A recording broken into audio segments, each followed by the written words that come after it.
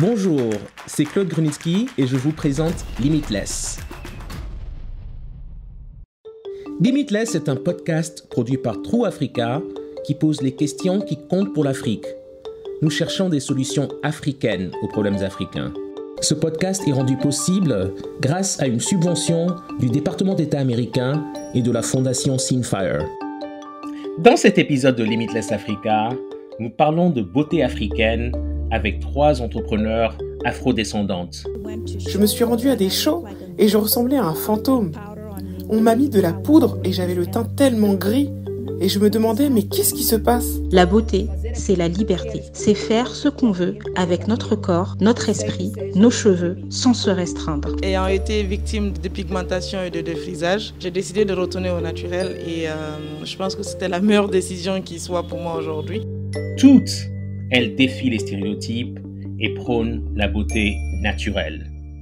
Pour commencer, nous rencontrons Marie Malek, une mannequin sud-soudanaise qui vit à New York, aux États-Unis. Elle a créé la marque de beauté WOW. Ça s'appelle W-A-U. Ces produits intègrent du beurre de karité fabriqué sur les rives du Nil. WOW, c'est d'ailleurs le nom du village de Marie, au Soudan du Sud, où le beurre de karité est fabriqué par les femmes locales et ensuite expédié aux clients du monde entier. Aujourd'hui, c'est notre Aout Attack qui a mené l'entretien.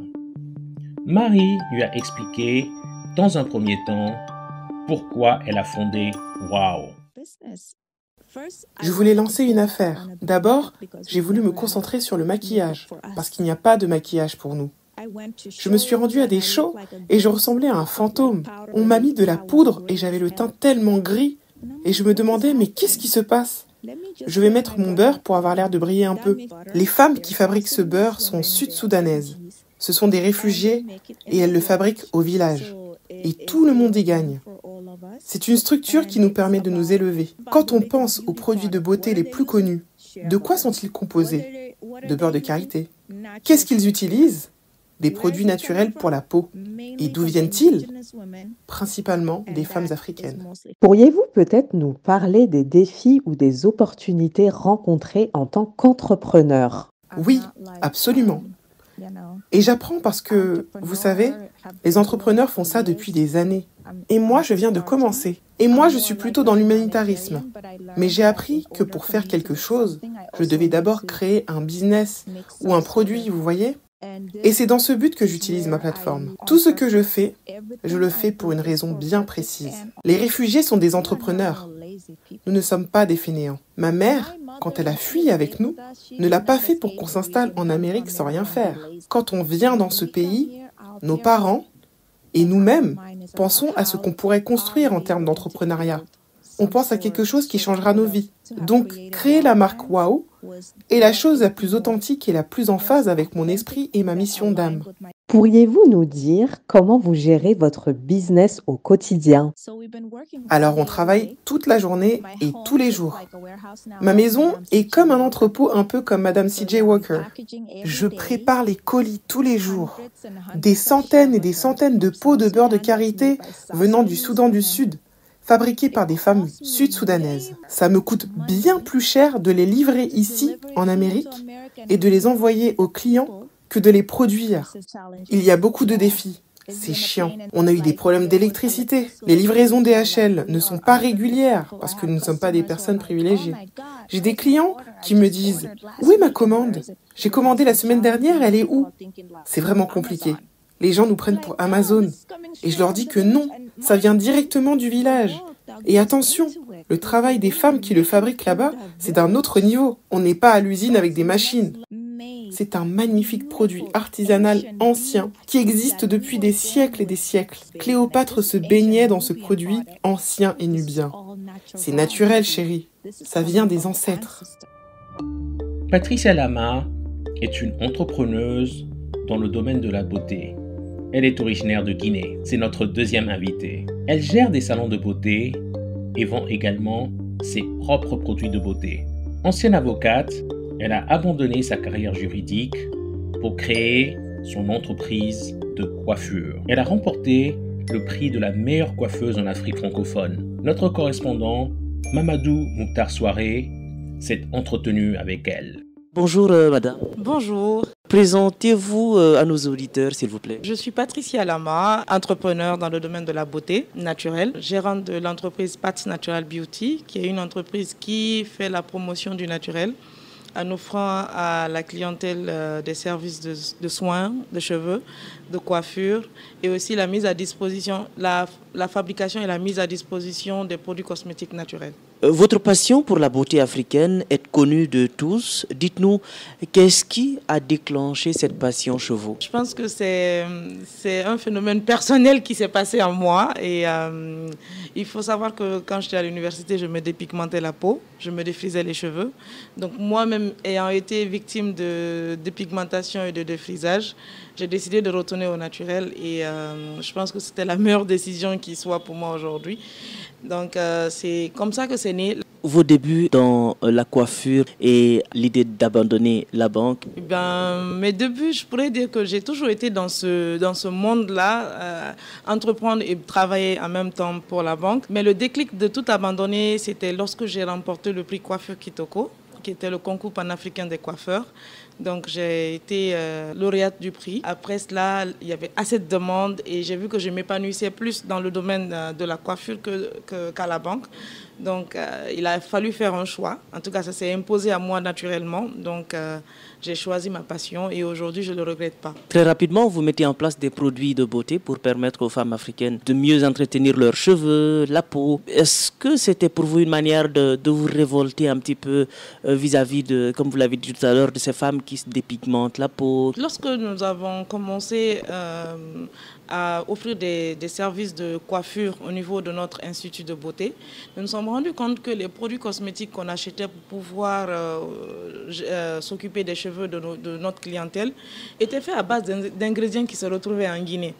Donc c'est de là qu'est partie l'idée de se former et de pouvoir faire des produits cosmétiques à base d'ingrédients qui sont déjà présents ici et qui sont là, qui ne sont pas utilisés, ils ne sont pas valorisés. Donc déjà, les produits qu'on achetait étaient chers. Deuxièmement, c'était très difficile de les avoir. Il fallait passer par un circuit pour les avoir en Guinée. Donc je me suis dit, pourquoi ne pas se former, proposer des produits moins chers, accessibles à tous, et surtout que cela puisse être plus facile pour des dames qui veulent retourner au naturel, d'avoir des produits accessibles. Et nous, ça nous aiderait plus dans notre combat. Parce que vouloir dire à une femme aujourd'hui ne te dépigmente pas, ne te défrise pas les cheveux, il faudrait proposer des solutions palliatives à ce manque-là. Donc c'est dans ce cadre-là qu'on a créé des produits cosmétiques naturels avec notre laboratoire de produits cosmétiques que nous avons aujourd'hui. On arrive à faire des produits qui répondent aux besoins de toutes les couches, les hommes, les femmes, les enfants, et pour le corps et pour les cheveux. Quand avez-vous pris conscience qu'effectivement la recette, elle marchait? Je pense que c'est lorsque je me retrouvais en rupture de stock et que les clientes me harcelaient pour dire à quand est-ce que tel produit sera disponible, à quand est-ce que ma chantilly de qualité sera disponible, mon savon noir est fini. Je me suis rendu compte que vraiment il fallait que j'augmente la production, que je prenne vraiment cela au sérieux. Et aujourd'hui, même quand vous voyez au niveau de l'Institut, il y a l'étagère est presque vide, les produits sont tout le temps en rupture de stock. C'est un franc succès, les produits sont naturels, aucun produit chimique. Une cliente du Sénégal, du Togo ou du Cameroun qui a envie de se procurer vos produits, est-ce qu'il y a une voie facile pour ces gens-là? Il y a beaucoup de canaux aujourd'hui de distribution pour pouvoir avoir les produits. Il suffit juste de nous contacter et soit on passe par les moyens légaux d'envoi ou par les GPO ou par les représentants dans certains pays. Parce qu'on a des représentants dans certains pays et d'autres non. Mais on passe par les moyens légaux pour envoyer les produits jusqu'à destination. On le fait par exemple pour Abidjan, pour le Sénégal aussi, pour que ça coûte moins cher et que la cliente ne puisse pas trouver de contraintes financières pour récupérer ses produits. Dans 10 ans, je me vois être présente dans tous les pays d'Afrique avec ma marque et surtout pouvoir être connue comme les autres marques comme Nivea, comme Love and Dark and Lovely. J'aimerais que Pat soit connue de cette même manière. Merci beaucoup. Merci à vous aussi. Carmen Miral est la fondatrice de la marque mozambicaine de soins naturels pour la peau et les cheveux. Ça s'appelle Black Kakela. C'est notre dernière invitée. Carmen commercialise des hydratants, des shampoings et des déodorants. Elle s'est entretenue avec notre productrice lusophone Nekane de Ozamiz. Bienvenue dans notre podcast Limitless. Comment êtes-vous arrivé où vous êtes aujourd'hui? J'ai créé ce projet pour parler de l'émancipation des femmes, des hommes et des Noirs en réponse à l'intimidation dont j'ai souffert. Et automatiquement, en creusant davantage, je me suis rendu compte qu'un des problèmes qu'on avait, c'est qu'en général, il n'y avait pas d'espace où la beauté noire naturelle était valorisée. Il n'y avait pas de salon de coiffure où moi, femme noire dans mon pays où nous sommes tous noirs, je pouvais me sentir à l'aise et où on pouvait prendre soin de mes cheveux naturels. Il y avait une hiérarchisation et si je voulais me faire bien voir, je devais porter une perruque. Mais si je voulais porter mes cheveux ou des tresses africaines, on dénigrait ma beauté dans ces espaces. Je devais m'asseoir par terre dans un marché pour qu'on s'occupe de mes cheveux. C'était pareil pour les cosmétiques. On a déjà des espaces, mais on veut des produits auxquels on peut s'identifier. J'ai apporté la réponse. Je suis une businesswoman. Même si je suis une activiste, je suis une businesswoman. Quand je vois une opportunité, je la prends. Et ces deux opportunités n'étaient pas des choix, c'était des réponses. Comment Carmen définit-elle la beauté? Ce qui est naturel est important pour moi. C'est ma définition de la beauté. Mais en général, la beauté, c'est la liberté. C'est faire ce qu'on veut avec notre corps, notre esprit, nos cheveux, sans se restreindre. Dans un contexte africain, quel est le plus grand défi pour la beauté naturelle? C'est une construction sociale. C'est ce qu'on nous a dit depuis qu'on est petit. On ne peut pas parler de la beauté sans d'abord parler d'acceptation et de représentation. Et bien avant ça, on doit parler de colonialisme. Et bien avant ça encore, on doit parler de ce qu'on était avant le colonialisme. Et aujourd'hui, on se questionne en tant que société sur ce qu'on nous a dit être la beauté. Donc, le plus grand défi de l'Afrique, c'est une toute petite expression, mais ça implique tout ce qui fait de moi qui je suis. Je dois croire que ce qui a été dit à propos de mon gros nez, de mes grosses lèvres et de mes cheveux qui seraient de la paille de fer est faux. Comment déconstruire tout ça? Ce n'est pas seulement le travail de Carmen, c'est aussi un travail au niveau local, un travail des mères, des pères, des écoles, du gouvernement. Il faut non seulement accepter qu'on a manipulé nos esprits pour nous faire croire qu'on n'était pas beau, mais aussi le plus grand défi est de travailler tous ensemble pour déconstruire tout ça. Comment on y arrive? Je cherche encore la réponse. C'est mon plus grand défi. Je pense que c'est un défi africain. Comment les pratiques et les idéaux de beauté affectent la façon dont ils sont perçus? Si je ne me valorise pas, les autres ne le feront pas. Si je ne me trouve pas belle, les autres ne me trouveront pas belle. Ce que je trouve beau, je le transmets. Si je travaille dans une banque et que je dis à mes collègues que tous les employés doivent porter des perruques parce que c'est l'usage, ça va se perpétuer. Et les parents, peu importe qu'ils disent aimer la peau noire, ce que les enfants voient tous les jours et ce qu'ils vont reproduire. Quand une mère se trouve dans sa salle de bain, ce qu'elle fait, c'est ce que sa fille imitera. On devrait apprendre ça à l'école. Les images devraient être plus claires. On devrait avoir des livres illustrés où les enfants voient leur teinte de peau représentée. Quels conseils donneriez-vous aux jeunes qui veulent se lancer dans ce business? Le projet Black Kakela est une solution et il en faut d'autres comme ça. Il faut que des femmes et des hommes travaillent dans le domaine de la beauté africaine. Merci à toutes nos invités. Je vous invite à aller voir leurs marques de beauté car elles ont besoin de votre soutien. Si vous êtes fondateur ou fan d'une marque de beauté naturelle africaine, partagez-la avec nous sur les réseaux sociaux en utilisant le hashtag LimitlessAfrica et nous la repartagerons. Merci de nous avoir écoutés. Merci pour votre écoute.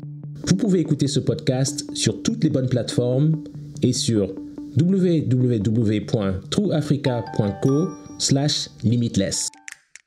Ce podcast est rendu possible grâce à une subvention du département d'État américain et de la fondation Simfire.